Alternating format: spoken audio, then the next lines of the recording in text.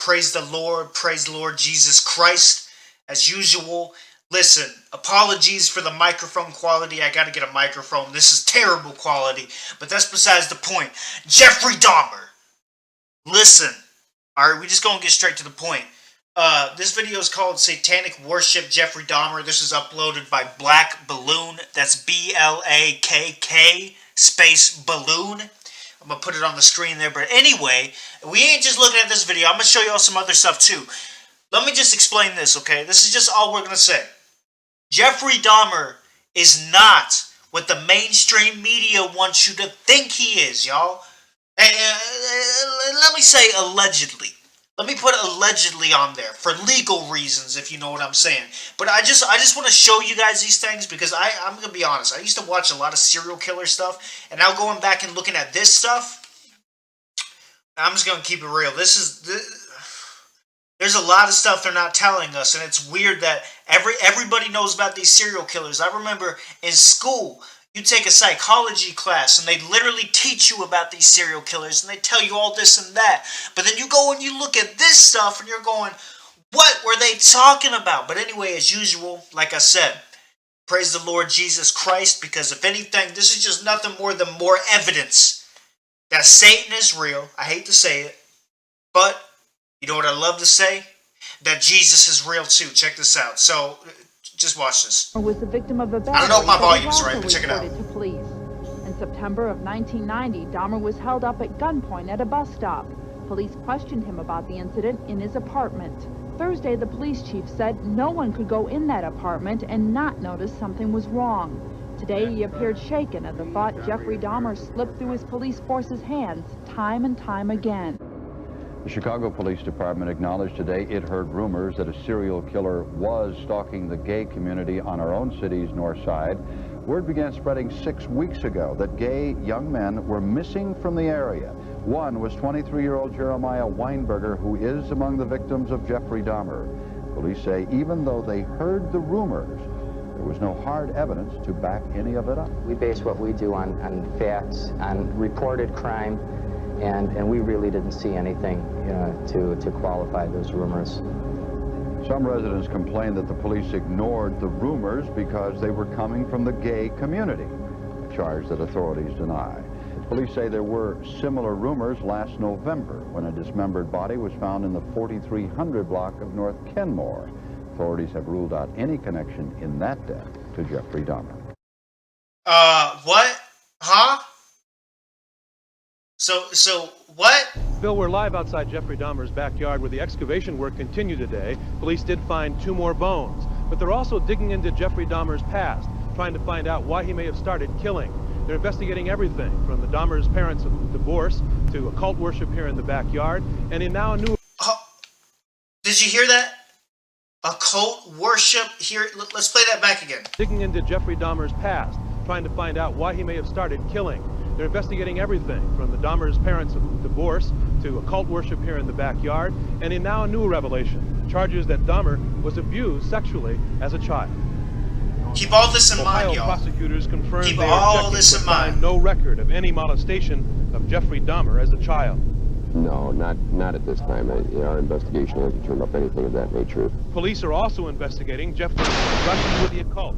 In among the bones found the past 2 days are animal skeletons. Prosecutors say neighbors have told police of finding sacrificed animals and have turned in pictures of the discoveries to police. It's my understanding that they have pictures of animals that were killed. And it appears that the killing was in some type of ritualistic process, if you will. Jeffrey Dahmer, shown here in his prom date outfit, Wyatt Earp tie and all, was a high school oddball, and to his only teenage girlfriend, he was a frightening young man. Bridget Geiger went to the Revere High School senior prom as Jeff Dahmer's date. She was a sophomore, he was a senior. The prom date went fine. Dahmer was quiet and polite. But later at his parents' house, where police have now found human bones buried in the backyard, Geiger says she ran for her life as Dahmer and her friends called a seance and tried to talk to Satan.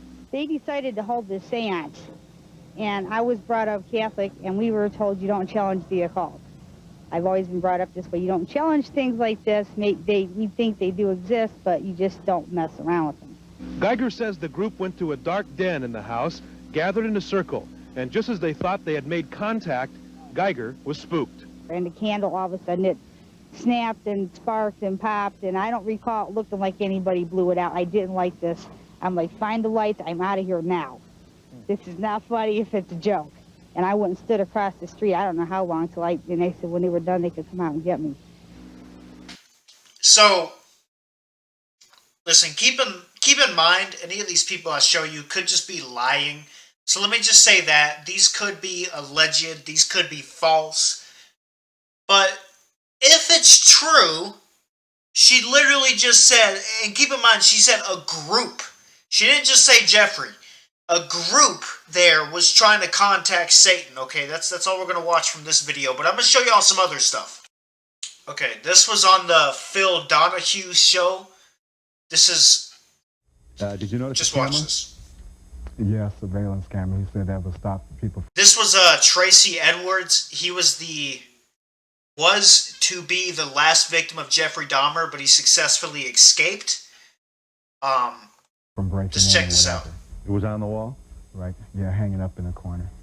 And then he starts chanting different things, you know. Chanting? Yes, yeah. Were they intelligible chants? No, some type of, I guess you could say a ritual chant or whatever.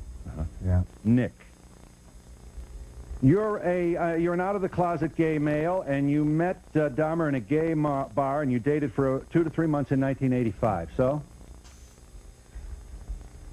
I don't believe it, but I do. What do you mean you're surprised about it? I didn't know it was him until, I didn't even remember his name. It was so long ago.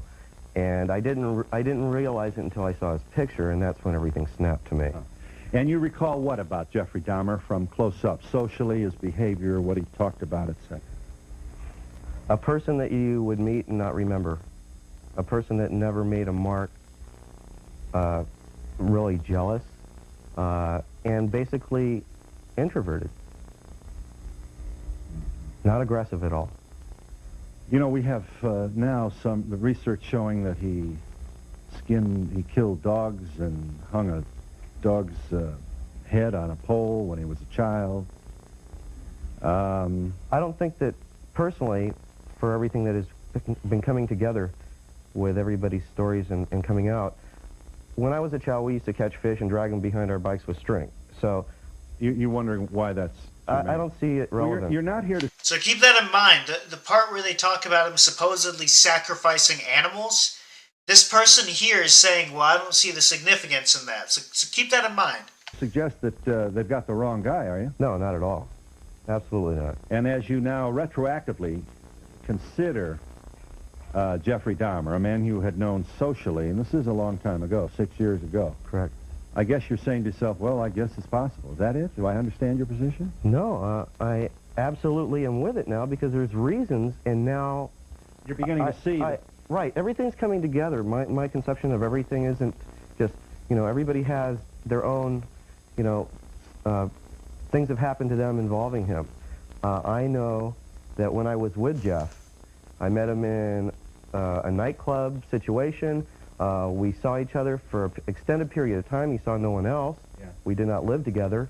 Yeah. We did not spend the night together. There's a lot of peculiarities that didn't go with it. You did have sex together. Yes, we did. And he would leave the apartment. He would not stay, or he wouldn't sleep. In other words, you were alone in the morning. In the evening. But it wasn't like it was an exclusive situation, but I couldn't understand it as him being so jealous for him to not want to stay. If you talked to a waiter, he became upset. There was a lot of times in public that, yes, very, very, very possessive. Uh-huh. And I think it was for a reason that in the relationship, asking certain things but not draw it on, I asked him where his first sexual experience was. His first sexual experience was with his father. He said to you? Oh, yes, absolutely. All right, this is without proof. We should say that. I mean, if we're going to be responsible at all, we should... That's true, but I see it any lawyer anywhere would remind the jury that this is hearsay. Oh, that's all right.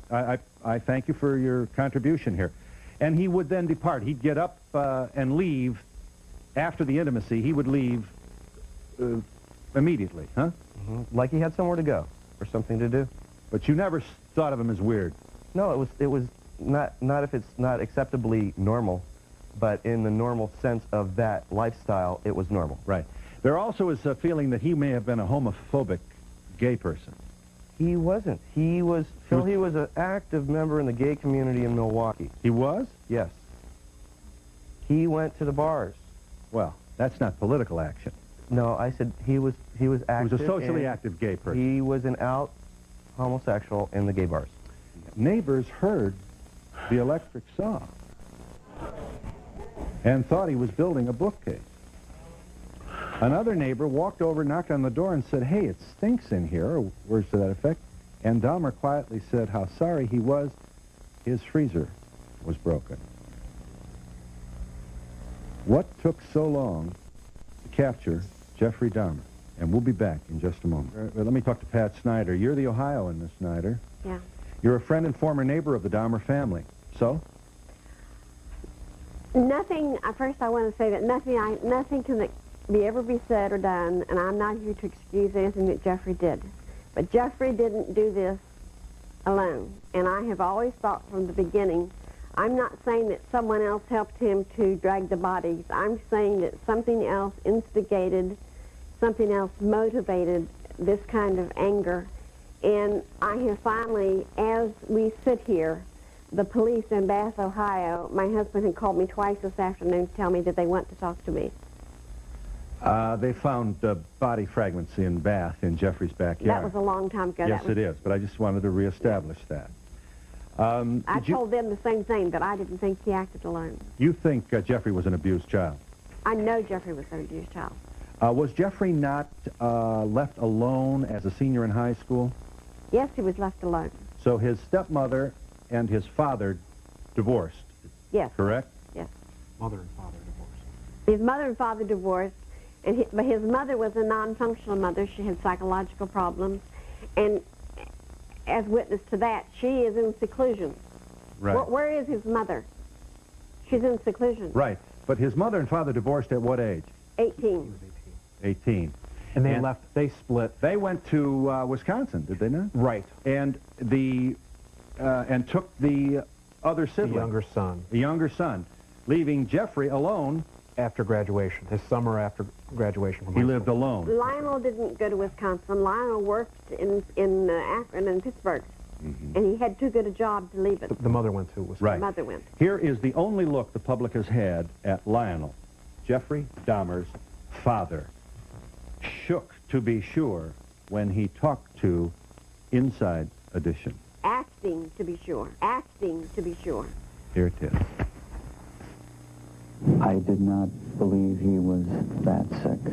However, I still loved him and I supported him. He's my first son. It's very sad.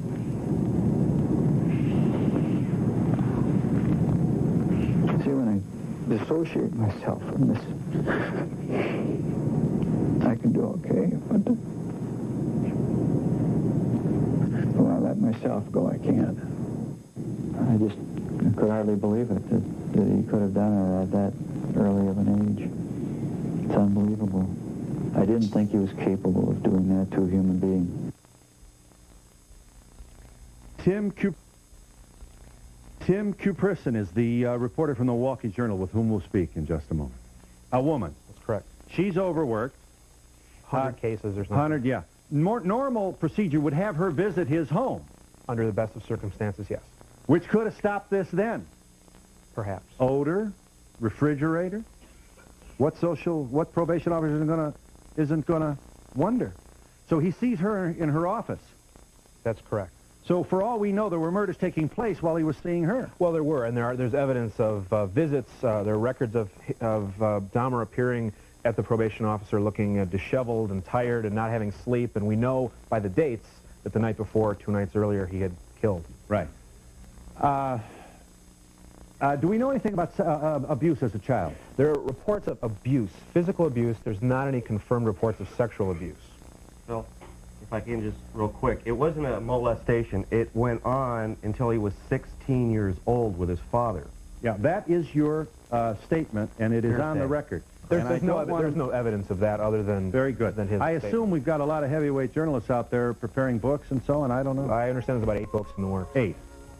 And we'll be back in just a moment. Here's another thing here. We got some photos of Jeffrey Dahmer's apartment.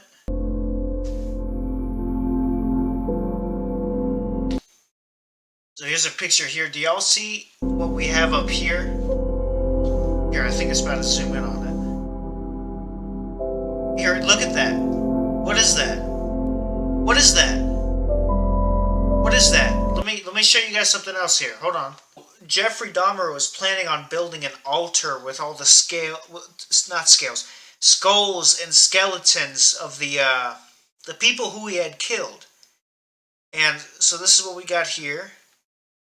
This is the drawing, I guess, that he made of it. They got the painted skeletons. Okay, yeah, they got the skulls pretty screwed up. But what is this? What is this right there?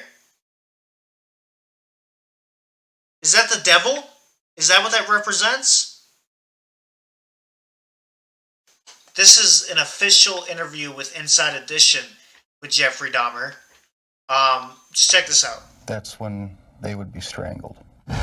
Watching the movie Exorcist 3 was also part of his ritual. It put him in the mood for murder. I felt so hopelessly. So, he would watch The Exorcist 3 to get into the mood for murder. What is The Exorcist 3 about? It follows the character in the first film, Lieutenant William F. Kinderman, who investigates a series of demonic murders in Georgetown that have the hallmarks of the Gemini and a deceased serial killer. But anyway, demonic murders. Okay, so here's him talking about that altar I just showed y'all. Check this out. They're skeletons.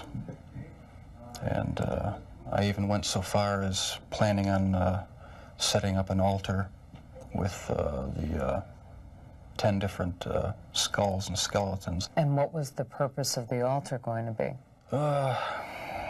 As a sort of memorial. A point where I could, I don't know. It's so bizarre and strange, it's hard to describe. A place where I could collect my thoughts and feed my obsession. When the bodies were still in your apartment. So that's what he says it was. But this is if he wasn't lying. Keep that in mind, because humans can lie. Now, all of this is alleged. Let me say that again. Let me keep saying alleged here. But let's look at something else. This is an official interview with Dr. Phil with 2 military veterans who claim to have been abused by Jeffrey Dahmer. First off, can I say this is horrible that this happened to either of them. Same for all the victims. And prayers go out to them because of the pain that they struggle with. Because you can tell that there's a lot of pain here. So this is pretty sad. I warn you beforehand. I mean, this whole video is just terrible. Because it's about such a horrible person. But let's see. Just check this out. I spent many a night laying in my house, and I'm like, how could they not know? Because I was in the military. He had a very short stint. I was in almost 10 years. And so, you know, I knew the structure on how it went. You make formation, which is where you're accounted for, where we have all the cooks, whatever. And then you run, you shower, and then you go to your particular job area. This man never made formation. Jeff made formation when I was there. How in the heck could they not know that this man was being tortured? I wrestled with that, and I finally came to the conclusion that everything in this spiritual realm or in the flesh is not for me to know. Something, God knows all. It's not for me to know, because I would have lost my mind trying to figure out how in the hell did the military, they had to know. They did know. They had to know. I have a letter that was written to me about 10 years ago from a warrant officer He was under investigation for the death of a man named Hans. He was the last one seen with Hans. He who? Jeff. Jeff was under the investigation, I'm sorry, for the murder of a man named Hans. Yeah, they knew. You watched a little bit of the series. What was your reaction? I threw up. Made me sick to think that someone would take advantage of a community, a black community, African-American community, LGBTQ community. All these people that I've been fighting for since I've got hurt. All these people that, and then some guy comes in, and I have a better choice of words I can't use on TV, comes in and undermines everything that these people stand for. I think he re-victimized them, re-traumatized them, shamed them, the whole gamut. That man had his hands on both of you. Yes, sir. What's your reaction to hearing him speak and say those things, knowing that he had you incapacitated, drugged, and had his hands on you? I really suffered once I realized what happened to me, survivor's guilt. I basically suppressed my feelings with drugs and alcohol for a while. It's a miracle that I'm still married. But I blame myself for what happened to Billy because I didn't remember. And I remember when I met Billy and Billy had told my wife what happened, and my wife asked Billy, how could he not remember? 30 years, Dr. Phil, I did not have any inkling what happened to me. When he got caught, I didn't realize what happened to me. I was actually watching a show on serial killers in 1992 in Virginia, and what cued me was they showed the patch. We had an 8 on our uniform, and at that point, I still didn't realize I had been raped, but I realized that I had been stationed with him. And so it was years later that I realized what had happened to me, and it just kind of blew me away, you know. Well, Preston, he says that he didn't commit any crimes out of hate, but you said you sensed racism and hate spewing out of him. Yes. I was not afraid of Jeff. I actually knocked Jeff out because he urinated in my boots, and they moved him out of my room. And that was early on when I met him in probably July or August of '79. So he was definitely a racist. But it's not for me to say, you know, I'm not going to play the race card and say he was, you know, it was white privilege. But that's something Billy. It was white privilege. Yeah, I agree with that as well. The charisma, the good-looking guy from Wisconsin, and he played all these people. And he's lying in that interview. He's lying. He was a practiced liar, practiced manipulator, practiced everything. How can you get like that young? He would rape and beat you continuously, all the time. How many times a week? I wasn't counting, sir, but I will tell you it was more than 5. It was more than, it depended on how much he drank. I actually stole his money out of his wall locker while I was doing that. I found ketamine bottles. I was a medic as well at 17 years old. I found ketamine. I found lorazepam or Ativan. He kept you injured. He broke your hand. He broke my your hip. foot. Yes. He stabbed you. He stabbed me, I think we counted 30 times. And this actually is a fingerprint right here. I see that. I'm grabbing here and choke. He stabbed you 30 times. He said that he was going to take my prostate out. I was tied up at the time. He had given me something IV, which as medics we had, you know, access to all that stuff. You're in the military. You had a rape kit done. You would never think that this would happen. You told a nurse you had a rape kit done. Right. What happened? She threw it away. And Why? I communicate with this nurse all the time. She's in a VA healthcare. It's a senior or a VA. She's been in there since also 1984 or 5. Institutionalized. Institutionalized. So somehow or another she threw it away. These guys need to understand, Ryan Murphy and all these people who developed this stuff need to understand that's what happens. I'm lucky I didn't kill myself. I attempted suicide 3 times. I was going to kill him okay? I wanted to kill him. All through the trial, they were trying to portray Jeffrey Dahmer as being insane and out of control, and you didn't buy that for a second. Oh. You thought this was purposeful, intentional, and he knew exactly what the hell he was doing. You heard the two gentlemen. Yes.